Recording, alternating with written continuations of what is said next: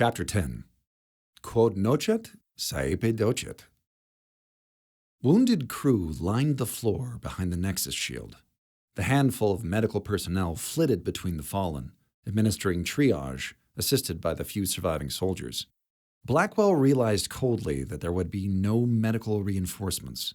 The infirmary lay several decks down, buried in the infested section of the ship. His half of the Independence had limited medical supplies and even less personnel. A trio of soldiers was standing over him. He realized he had no idea how much time had passed or why he was laying down. He shot to his feet. "What?" "Orders, sir," said the nearest soldier. He stared at her blankly. "Orders?" "You're the highest-ranking officer." "I am?" "You are," said Dewey, slumped against a bulkhead. "Now that the new captain's sushi."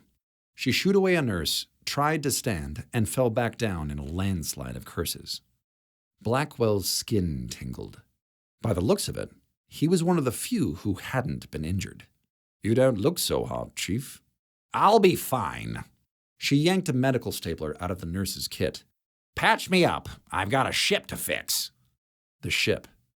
Blackwell took a moment to assess the damage. More of the crew were prostrate than standing. He noted that Jacobs and a number of other Armstrongs were hurt. His chest tightened. They'd blame him for this. Shit may roll downhill, but blame always rolled up. The soldier cleared her throat. Blackwell snapped to. "You."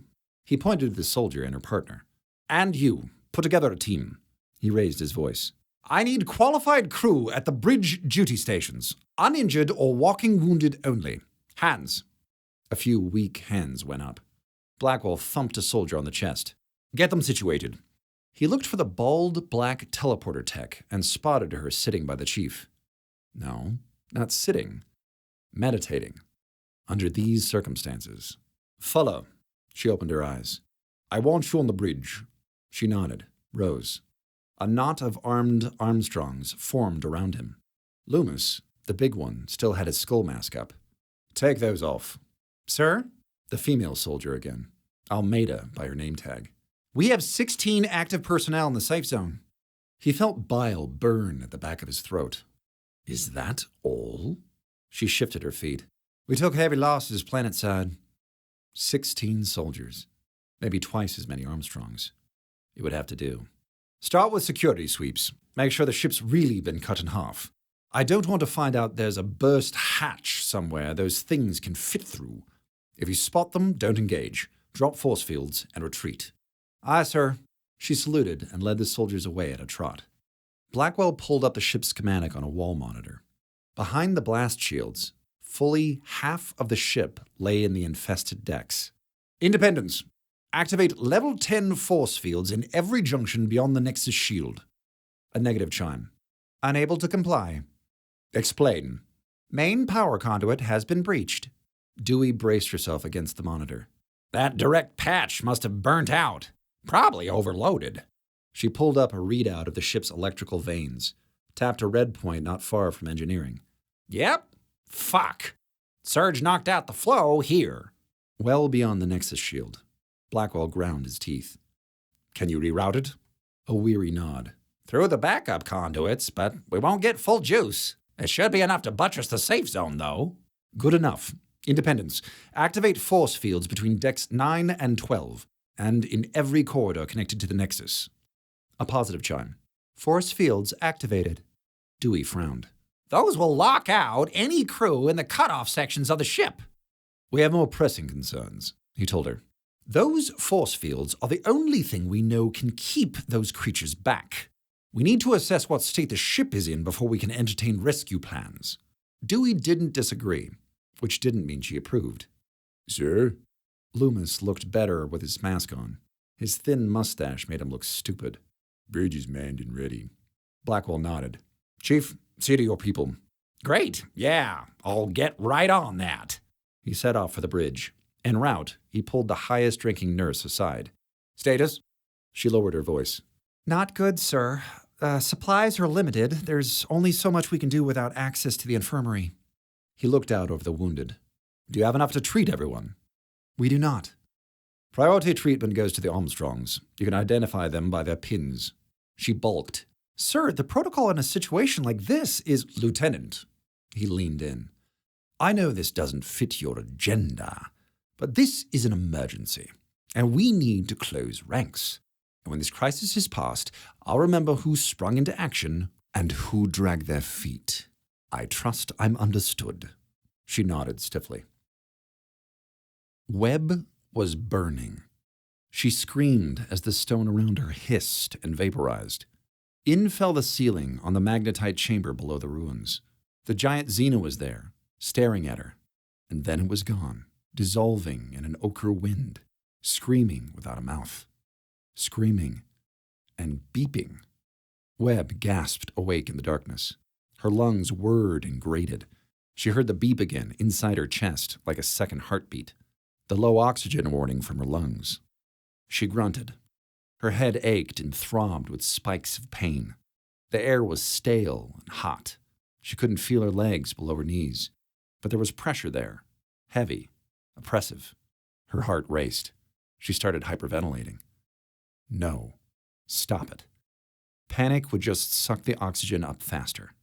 She tried jerking her legs free from their obstruction and cracked her head on a low ceiling. Visions from her nightmare rattled around her skull, fire and pain, stone and dust. Webb twisted again and pulled. Her legs yanked free, and she heard the crash of debris settling behind her. Her legs burned with 1,000 blazing needles as her blood fought its way back into them. She felt a rush of fresher, cooler air. She took as deep a breath as her damaged lungs would allow. She felt the grate below her hands. That and the 1 meter of clearance told her where she was. A maintenance tube. Worse than that, a conduit. She felt around for her bearings. Definitely a maintenance conduit, but badly damaged. No lights, for one. And she hadn't been cooked to a crisp the way Yolanda 7 had, which meant something had disrupted the ship's power flow. As she rubbed the feeling back into her legs, Webb retraced her steps. She'd run for engineering. She never got there, obviously. The main conduit was a deck below where the Xenos had surrounded her. She remembered firing into the ceiling. She felt around until she found the slagged remains of the rifle. Everything above its lower receiver had melted off. Well, that's a weapons overload for you. Pure luck that it hadn't exploded. No, not luck. Don't be lazy. Everything had a mechanical cause. Work it out. The rifle must have kept firing after she'd blacked out. That must have ripped up enough of the ceiling and the floor when her aim fell that she'd fallen through the deck and been buried in the ship slide. And if her blasting had ruptured the conduit beneath the floor, that would have triggered a power breach. One that, had it cascaded unchecked, would have filled the corridor with zettajoules of power and burned up the surrounding decks, which in turn would have triggered the conduit's emergency coolant sheath to kill the reaction. Everything had worked as designed, and she'd landed in the debris. She shouldn't be alive, and she might not be after she had to explain to the chief how she'd fried her main conduit. A problem for later. She constructed a mental map of her location. The conduits led from engineering to the upper splitter core, where they branched out to carry power through the ship's various decks. The maintenance ring around the core allowed access to the ship's maintenance tubes. The route to the splitter core, however, was blocked by the ship slide. She tried shoving the debris. It didn't budge, which left only one way to go, towards engineering. Webb crawled through the darkness, down an ever-descending slope towards the heart of the ship. She went by feel, probing ahead with the dead rifle, the only sounds her own breathing and the whirring of her lungs. It reminded her unpleasantly of the time she'd let Frankie talk her into floating in a sensory deprivation tank in the arcade. She claimed the sensory dep would help clear her mind, but all Webb remembered was feeling cold and pissed off. The conduit leveled out. Engineering wasn't far. She pressed forward, but stopped abruptly when the rifle receiver clacked against something non-metallic. Webb hadn't passed any damage for some time, no irregularities in the conduit's floor or siding. She felt out ahead of her, found something misshapen, smooth, just a few inches thick, with slagged protrusions sticking out. She felt into where one of the protrusions had given way. Her fingers brushed bone. She whipped out her hands, choked out a sob. It was her remains. Yolanda 7. No, not 7. Mary Chevalier, her friend, her quad mate who died in a burst of pain and light. Webb's eyes felt hot and gummy. She'd died here. Died saving the ship she was now a part of forever. They'd said her remains were unrecoverable. It was remarkable any of her was left. She'd been baked into the side of the conduit, centimeters away from the main flow of power. Webb felt around for anything she could send to Chevalier's family. A scrap of uniform, a bit of the tri-wire she'd carried to her doom. Her fingers closed around something in the groove at the bottom of the conduit. It was slumped and dulled from the heat, but she could still tell what it was. She ran her thumb over its Coalition logo, 7's comm badge. She gave it an experimental tap. It was dead, hardly a surprise. Webb tucked the badge into her toolband. She'd send it to the family. Hell, she'd take it to them herself if she ever got out of here. Webb let out a shuddering breath. She kissed her fingers and pressed them to Chevalier's skull. Thanks for saving us. Another series of turns took Webb to the conduit's hatch. There was no handle on Webb's side. The Coalition had opted not to include an interior latch, as they determined that they'd save more omitting that feature than they'd lose from edge case lawsuits. But the Coalition also tended to contract with the lowest bidder, so Webb had had to fix these hatches more times than she could remember. She knew where the welds were. A hefty crack from the dead rifle snapped the hatch's deadbolt. Webb creaked the hatch open. Light stabbed through her eyes and punched her in the brain. She shut it with a curse and waited until her eyes had adjusted. Lights were good, meant the core still had power. If it didn't, she'd have been halfway to a popsicle as the ship cooled. Webb put her ear to the crack in the hatch. Aside from the thrum of the star drive, engineering was quiet. No chatter of crewmates monitoring consoles, no Xeno chittering, no plunk of metallic limbs on deck plating, just the heart of the ship and the whirring of her lungs. She eased the hatch open, crawled out of the conduit. The drive core still pulsed with power. She saw the caramelized remains of her pizza inside it. Engineering appeared abandoned. She slid behind a console and pulled up engineering's emergency teleporter. It was offline. Offline and with command protocols rerouted to the bridge. Lurd. Plan. She needed a plan. If the Nexus shield was still down, the ship could be cut in half. She pulled up a power dispersal display on the console. It confirmed her suspicions. Power had been rerouted through the maintenance tubes. Unwittingly frying the conduit had saved her life. The power was going to a lattice of force fields below Deck 8. Every junction and corridor 3 decks down from the Nexus was locked with a security field.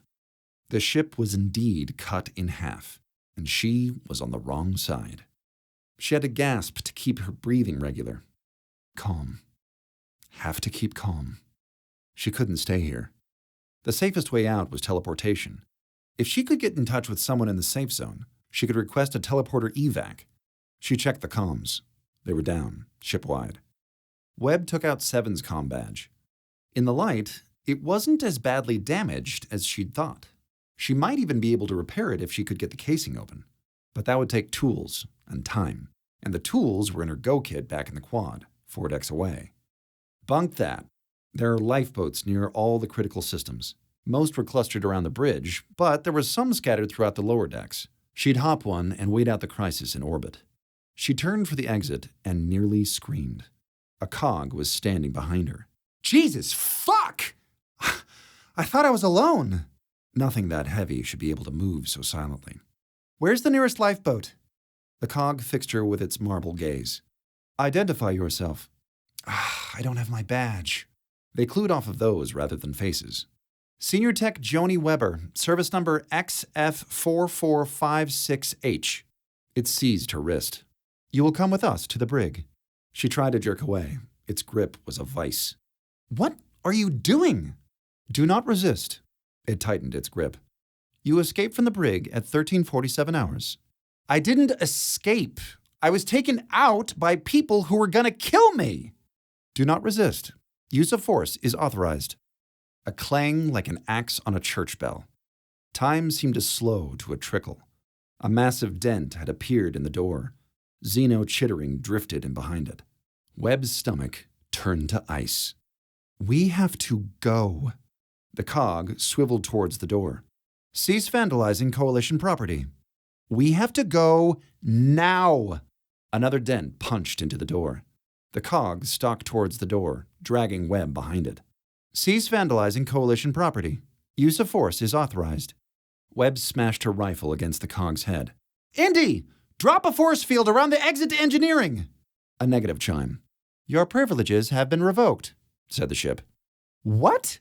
"You terminated your service as of 0000 hours and are no longer a member of this crew. Your permissions and privileges have been revoked." "Are you bunking kidding me?" A gash appeared in the door.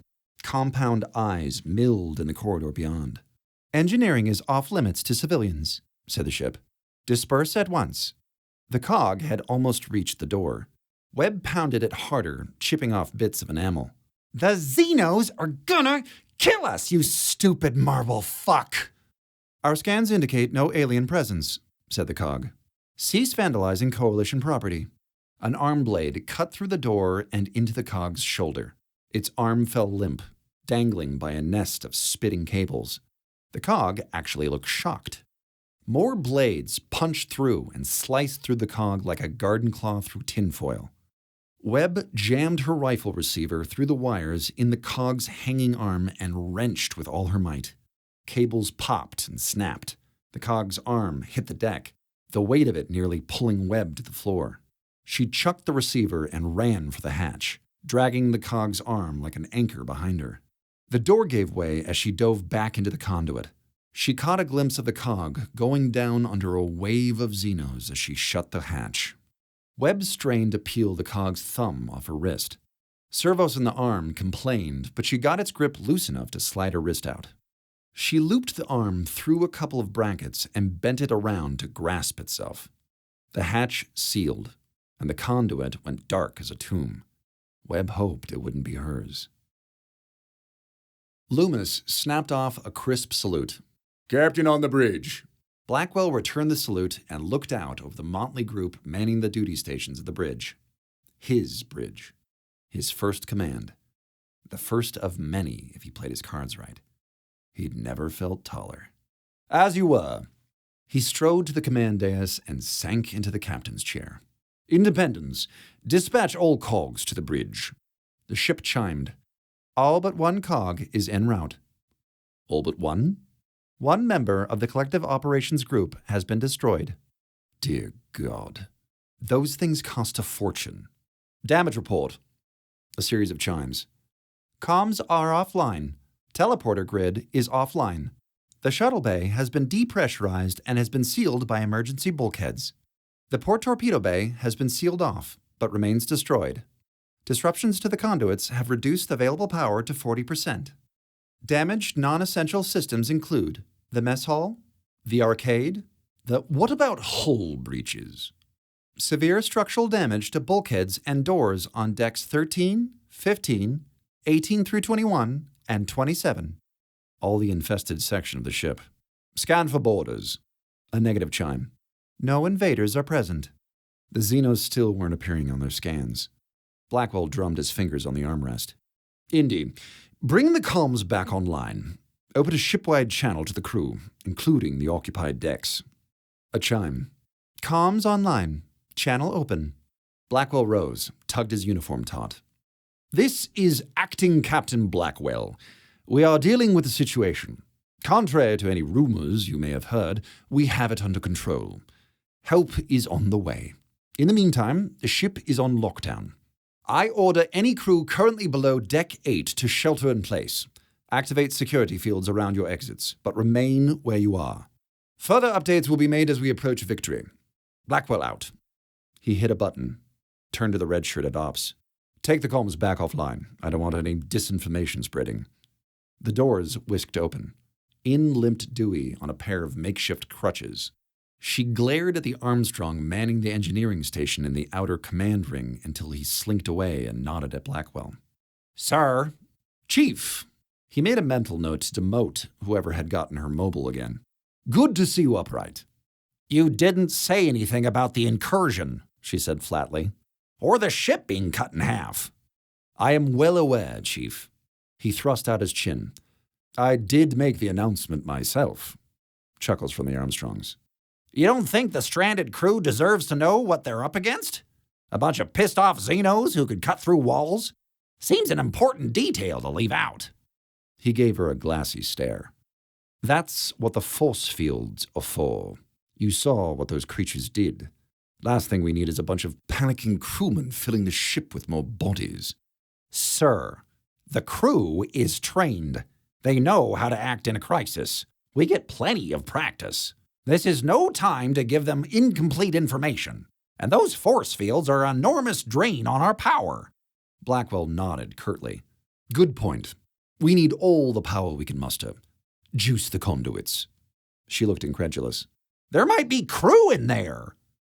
And I told them to shelter in place. He spun his chair toward the teleporter tech. Fuller, teleporter status. We have limited teleporter capability in this section, said Fuller. How limited?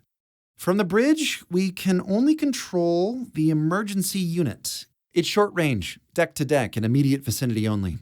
We might be able to reach the surface if we goose the range, but the emergency units just don't have the reach of the main bays. It's still enough to pull any trapped crew out of the infested zone. Blackwell shook his head. We don't have room for them. We would if we opened up the officers' quarters, said Dewey. Hard no, said Blackwell. They're safe where they are. If we start changing our way of life, the Xenos have already won. Sir, the teleporter tech was talking again. We have people in the Nexus in dire need of medical assistance.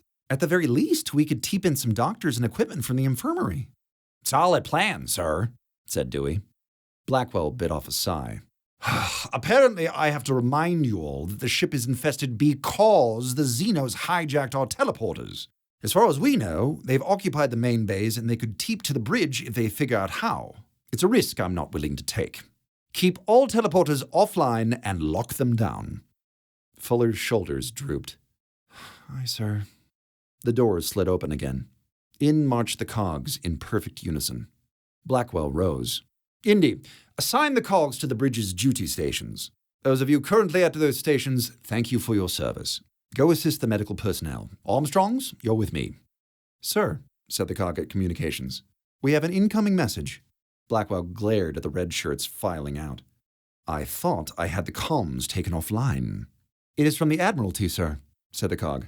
On a private channel, addressed to the captain. Blackwell nodded. I'll take it in my cabin. Sir, said the cog, the message is for the captain's eyes only. And while you are the ship's acting captain, you must officially be sworn in and have the ship's command codes transferred to... Yes, let's get this over with. Send the chaplain to my cabin if he's still alive. He tried to keep his expression somber, but it was hard to keep the smile from his face. He could see the thrill on the Armstrongs as well. Not so on the faces of the retreating redshirts. Ah, well, they learned to love him, in time. Just like sunshine. Webb took a branching route away from engineering through a warren of maintenance tubes.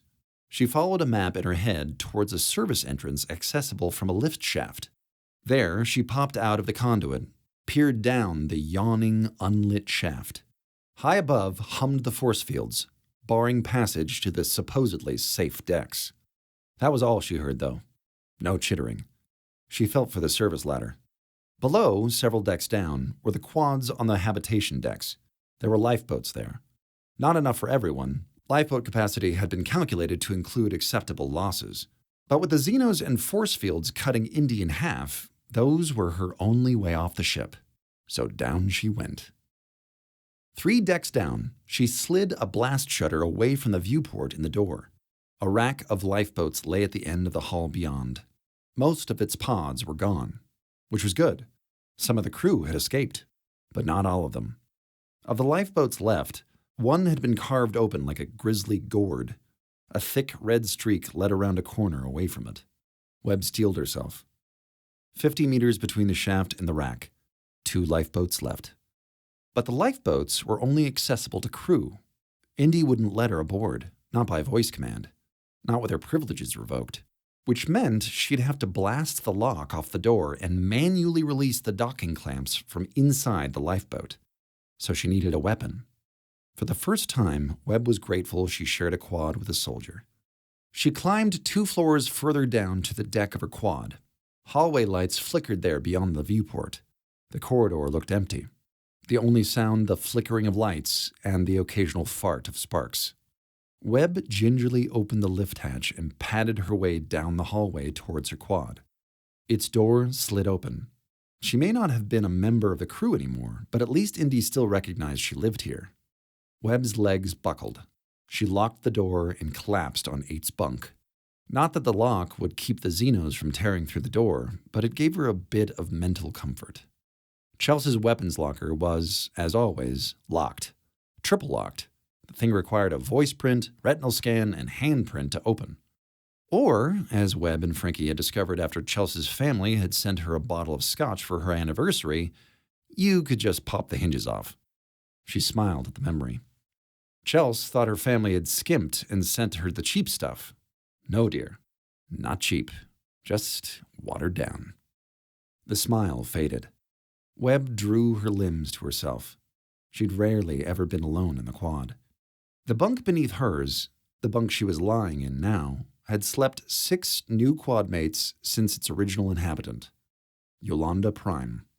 That's how they'd come to think of her, their original quad mate. She'd been the peacemaker. 3 strong-willed women living on top of each other. A jarhead with a couple of engineering rats.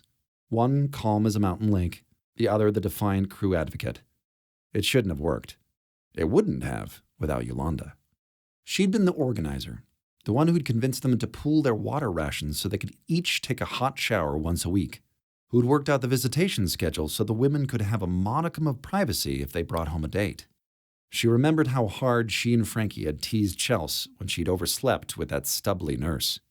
"Be nice," Yolanda had chided them after Chelsea and Rob had slinked out. "That's your future quaddy-in-law."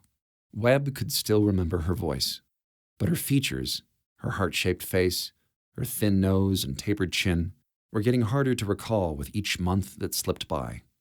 The other Yolandas were starting to blur. Even 7's features were starting to fade. They were all gone now. But Webb was still alive. And so were her quaddies, as far as she knew. She felt a stab of guilt for not learning 8's name. Definitely time to end that policy. She popped the hinges off Chelsea's locker with practiced ease. Inside lay a pair of quillers, sidearms with variable power. The lowest setting was non-lethal, but still pretty excruciating. She wouldn't be slagging through a deck with them, but their max setting would still blow a hole through a mutineer. Or the lock off a lifeboat hatch. They'd be useless against the Xenos, but if she found herself cornered again, a maxed shot to her temple would be a quick and far less gruesome way to go. And on the bright side, she wouldn't have to pay off the rest of her lungs. Webb tucked both quellers into her toolband and fished her toolkit out of her locker. She popped open 7's comm badge. Its fuses were burnt out, and its power crystal cracked. She couldn't do anything about that, but she could at least replace the fuses. She tugged some wires out of a decoupler she wouldn't be using and wove them into the power casing of the badge. Her stomach rumbled. She couldn't remember the last time she'd eaten. "Hey, Indy, how many meal credits have I got left?" A negative chime. "All meal credits are forfeited upon resignation of commission." She flipped off the ceiling. "Thanks, shiphead." She scrounged for food, but found nothing in the lockers except Chelsea's watered-down scotch and Frankie's chalky tea powder. 8's locker was empty. She hadn't even had time to unpack before the shit hit the reactor. But she left a duffel bag on her bunk. Webb rifled through it. No food, just clothes, a bunch of ag testing equipment, and a disassembled agropod. There are rations on the lifeboats, her stomach reminded her, and now she could board one without Indy's permission. Back to the shaft, then. Webb screwed 8's disassembled agropod together, smacked its reassuring weight in her hand. The Xenos might shrug off sidearm fire, but a whack with a 6-foot pole would ring anyone's bell. The lift shaft was a longer route to the lifeboats, but it felt safer than taking the corridors. Webb climbed the shaft's ladder back up to the maintenance tube she'd taken out of engineering. She opened its hatch. An arc of plasma shot out that nearly tore her from the ladder. It lit up the shaft like a flare from hell, hit the far wall, and dispersed, sending echoes roaring up and down the length of the shaft. Webb clung to the ladder like a traumatized squirrel, her heart thundering. They'd juiced the tubes. They'd bunking juiced the tubes to boost power. If she'd been farther up the ladder when she opened the hatch, her ashes would be raining down the lift. Chittering drifted down from higher above. Webb's heart froze. Screw it. She'd have to risk the corridor. She slid down the ladder to the deck with the lifeboats, 8's agripods slapping against her back and her tool sheath. The corridor beyond the viewport looked empty. She opened the hatch and sprinted down the hall. She hadn't made it halfway to the lifeboats before the Xenos slid into view ahead of her. 3 of them. 2 silver, 1 burnt with a crackle pattern. The burnt one hissed. Webb's breath deserted her. She ran back and dove through the lift hatch. She hadn't slid more than a deck down the ladder before she heard the hatch torn open above. More chittering drifted up from below. She looked down, saw Xenos skittering up the shaft like spiders made of fishhooks. Webb yanked open the shaft controls on her current level and activated the emergency bulkheads. Blast doors slammed shut above and below. She dropped to the new floor, unlocked the hatch to whatever deck she was on with trembling fingers. The Xenos were already beating dents into the ceiling by the time she slipped out of the hatch. She darted down an empty corridor. There were no lifeboats here, just hallways leading towards the ship's interior. What was on this level? The mess, some labs, the arcade, nothing they couldn't chomp through. But the labs had access to the tubes, hopefully unjuiced ones. She could hide there. She skidded to a stop at the nearest lab, slapped at its door controls. The door didn't open. She hit the controls again. "Indy, let me in!" "Your privileges have been revoked." Webb drew a queller and shot the control panel. It died in a shower of sparks, but the door remained shut. Chitters echoed down the corridor towards her. Her stomach went hard as a rock. They'd trapped her. No. Think. You know the ship. She couldn't access the labs, and the mess was too open. But the arcade was third party. It wasn't run by the Coalition. She might still have access. She dashed for the arcade, her lungs whirring. The arcade's curtain-painted doors opened before her onto its empty grid and slid shut behind her. "Impresario," she gasped. "Private mode." Locking mechanisms latched. The doors shuddered with impact. She could hear the Xenos tearing at the controls, hear the bursting of circuits and conduits. The lights flickered. Now would certainly be a good time to hide behind a hedgerow, and possibly a castle. "Impresario, load my last program." The grid melted away onto a manicured green field. To her horror, Webb found herself standing in the infield of Lord's Cricket Ground, right where she and Seven had left their match months ago. An annoyed Australian wicketkeeper glared at her. "Oh, shit!" Her throat clenched. Shit! This was her last official program. That stupid romance novel was unauthorized. The 2 silvers and the burnt Xeno burst onto the field from the stadium's media center and immediately froze. The wicketkeeper cleared his throat. Do you mind?" "Sorry." Webb backed towards the stands, hoping the Xenos were too disoriented to single her out. The Xenos bobbed their heads at one another. They chittered. Then they streaked towards the infield and beheaded the bowler. "Bad form," called the batsman, whom they disemboweled. Webb climbed into the stands and backed through the crowd of booing spectators. On the field, the umpire blew a whistle and gave the Xenos a red card. They decapitated him. The boos intensified. Webb sank into an empty seat, shrunk down in the crowd. The holographic fans kept booing as the Xenos carved up more cricketers. The sprites must have been programmed with a limited range of responses, probably for the best. If they had panic in their subroutines, she could have been trampled in a stampede of horrified cricket fans. The burnt Xeno had stopped killing sprites. It traversed its head across the stands and came to a stop, looking right at her. Webb's blood ran cold. If anyone had taken Seven's novel out of the disc port, she was dead. "Impresario, load last program from the data stick." The sky darkened, and the moon shot up as the cricket ground melted away. Hedgerows popped up in its place, obscuring the Xenos, as did the manor house in the distance. The far distance, she noted sourly. The Xenos made a sound she hadn't heard before. Par for the course when reality warps around you.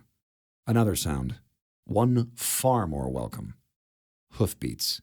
She turned to see the novel's romantic interest, Abelhard, riding towards her from the castle, his leonine locks trailing in the breeze, his shirt open, his manly pecs glistening with rose-scented oil.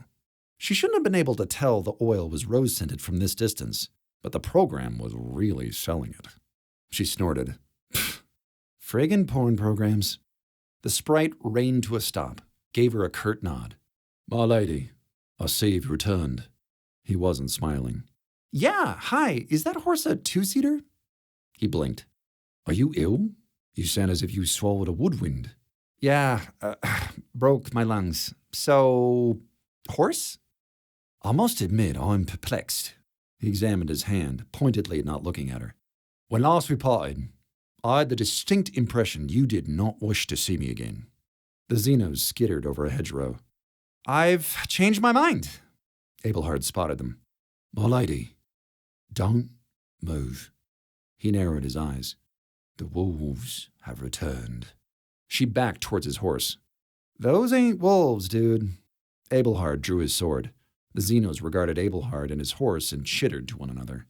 Regardless of how distasteful you find my company, I must insist you accompany me.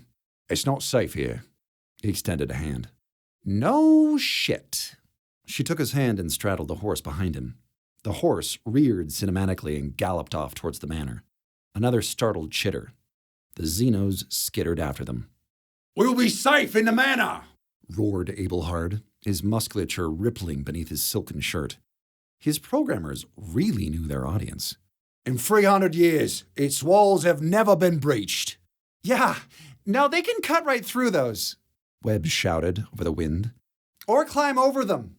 Abelhard laughed, a deep, booming rumble. I've never known wolves to climb, my lady. Yes, well, we're discovering the limits of your visual recognition matrix. She looked behind them. The Xenos didn't appear to be gaining, but neither were they falling behind. If she couldn't put some distance between them, she was just spinning her wheels. Hey, manlocks! Is there a river nearby? He seemed surprised and morose. Are you not one of my subjects? I'm just passing through, she hoped. Yes or no on the river? Yes. He looked off distantly, his eyes glistening with unshed tears. The very river where my poor lady drowned 7 years ago tonight. The Sorrowmere. Jesus Christ. Please! He looked away, but not so far as to conceal his manly suffering. I shall speak of it no more. Deal, said Webb. Ride to the river, preferably a bridge. Abelhard reined his mount down a hedgerow, away from the manor. The Xenos matched their pace. In the distance glimmered the Sorrowmere, a shimmering ribbon of rapids cutting through the mountain valley. A covered wooden bridge straddled it at an appropriately perilous spot. I blame myself, he said somberly. Had I not allowed my work to consume me, I would have noticed how her affections had... Shut up, she told him. Cross the bridge. 'Twas from this very bridge that my poor lady fell, he gasped. Yes, I gathered that from the foreshadowing. Please. He looked away again. I shall speak of it no more. Abelhard slowed as the bridge rose into view, its roof sagging in disrepair. Webb could see roaring water through holes in some of the boards. Perhaps we could cross at a bridge with less anguish in it? There is another bridge, muttered Abelhard, tears welling in his eyes. Where my childhood love did fall to her premature... Shut up! The Xenos skated into view. Webb slammed her heels into the horse's flanks. It surged forward with a dramatic whinny. Hooves rattled on the rotting wood. Webb shoved her agripod into Abelhard's hands and pulled the quellers from her toolband. She didn't know how the discharge would interact with a hologrid, but sometimes you had to test on the fly. She cranked them to max. Webb slammed into Abelhard's back as he reined to an abrupt stop. What are you doing? His mighty shoulders sagged.